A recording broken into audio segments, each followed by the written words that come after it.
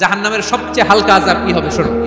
জাহান্নামের সবচাইতে হালকা আযাব হলো ওই ব্যক্তির আযাব যার পায়ে দুটো জাহান্নামের আগুনের জুতা পুড়িয়ে দেয়া হবে।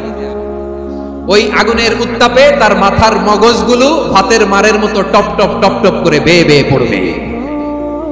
জাহান্নামের ভেতরে লক্ষ লক্ষ কোটি কোটি কাফির মুশরিককে দেওয়ার পরেও জাহান্নাম বলবে হাল মিন মাজিদ, আরো আছে নাকি, আরো দাও। কোটি কোটি কাফেরের দল, মুশরিকের দল, সীমা লঙ্ঘনকারী দল, তাদেরকে যখন জাহান্নামে ফেলা হবে, বড় বড় পাথর খণ্ড জাহান্নামে ফেলা হবে, তারপরও জাহান্নাম বলবে হাল মিন মাজিদ, আরো আছে নাকি, দাও, আরো দাও, আরো দাও। আমার ক্ষুধা নিবারণ হয় নাই। জাহান্নামে তো উত্তপ্ত হবে, জ্বলন্ত হবে, ভয়ঙ্কর হবে। জাহান্নামের এক অংশ আরেক অংশকে খেয়ে ফেলবে। আল্লাহু আকবার। ফেরেশতারাও টালমাটাল হয়ে যাবে। জাহান্নামের রক্ষী ফেরেশতারা কি করবে তারা নিজেরাও বুঝতে পারবে না। কোটি কোটি মুশরিক কাফেরদেরকে জাহান্নামে নিক্ষেপ করার পরেও জাহান্নাম ঠান্ডা হবে না, শান্ত হবে না, বলবে হাল মিন মাজিদ, আরো আছে নাকি, আরো দাও। তখন আল্লাহ তাআলার কুদরতি পা জাহান্নামের ভিতরে ঢুকিয়ে দিবেন।